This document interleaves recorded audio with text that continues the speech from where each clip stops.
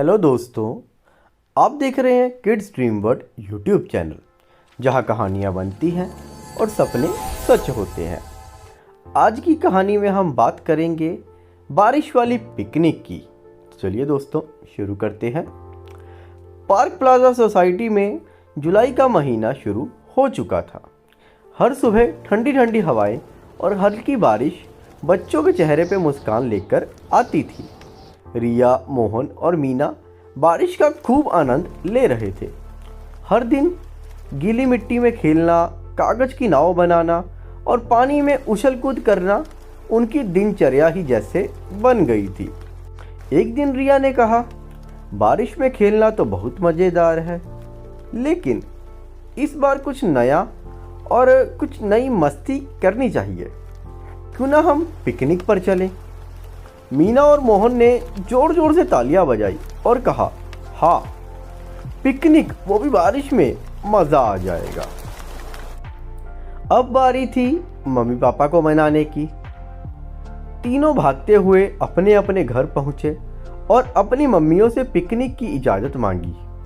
पहले तो मम्मियां थोड़ी बहुत हिचकिचाई, लेकिन बच्चों के जोश और खुशी को देखकर उन्होंने हामी भर दी। पापा लोग ऑफिस से आने के बाद पिकनिक की प्लानिंग में लग गए। उन्होंने बच्चों से कहा, कल सुबह तैयार रहना, हम एक बहुत ही खूबसूरत जगह पर जाएंगे। बच्चों की खुशी का ठिकाना न रहा। अगली सुबह सब लोग जल्दी उठ गए। बच्चों ने अपने अपने बैग पैक्स किए। उसमें स्नैक्स, पानी की बोतलें और कुछ खेल कूद का सामान रखा।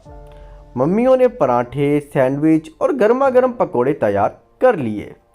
10 बजे सभी लोग पार्क के पास खड़े होकर बस का इंतज़ार करने लगे।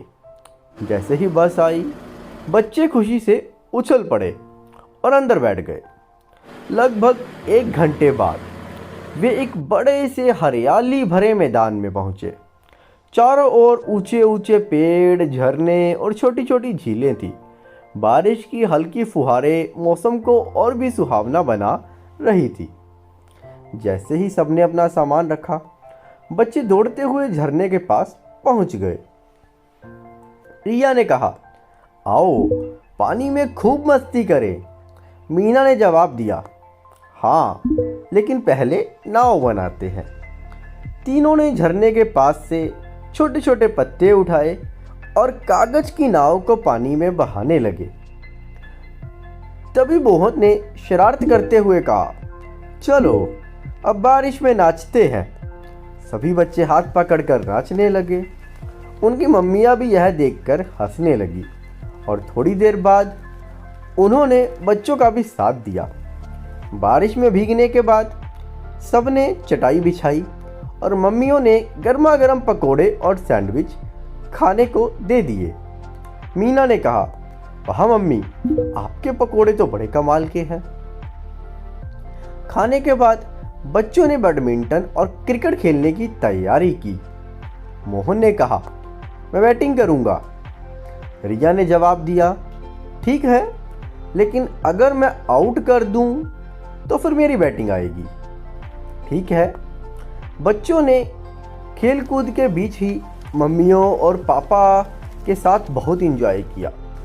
मम्मी और पापा पेड़ों के नीचे बैठकर गपशप करने लगे।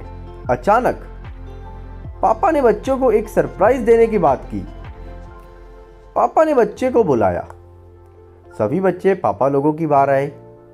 अब हमारी बारी है। हम तुम्हारे लिए एक खास गेम लेकर आए हैं। इसे कहते हैं बारिश का खजाना। सब लोग बहुत खुश हुए बारिश का खजाना का नाम सुनकर। पापा ने पूरे मैदान में छोटी छोटी शीशियां और पर्चियां छिपा दी थी। उन्होंने बच्चों से कहा, तुम्हें इन पर्चियों को ढूंढना है और हर पर्ची पर लिखा होगा कि तुम्हें क्या करना है। बच्चों ने तुरंत खेल शुरू कर दिया। पहली पर्ची पर लिखा था, एक पेड़ के नीचे छिपा धन खोजो। मोहन ने फटाफट ढूंढकर एक शीशी निकाली जिसमें एक चॉकलेट रखी थी। दूसरी पर्ची पर लिखा था, सबसे ऊंची जगह पर चढ़ो और गाना गाओ। मीना ने झट से झूले पर चढ़ना, शुरू कर दिया और ऊपर चढ़कर गाना गाना भी शुरू कर दिया। खेल खत्म होते होते बच्चों ने खूब सारे मज़े किए और सभी ने अपने अपने खजाने की चॉकलेट्स और गिफ्ट बांटे। शाम ढलने लगी थी, बारिश हल्की हो चुकी थी, लेकिन बच्चों का उत्साह कम नहीं हुआ। मम्मियों ने कहा, चलो अब घर वापस चलते हैं। बच्चों ने तय किया कि अगली बार पिकनिक और भी ज़्यादा मज़ेदार बनाएंगे।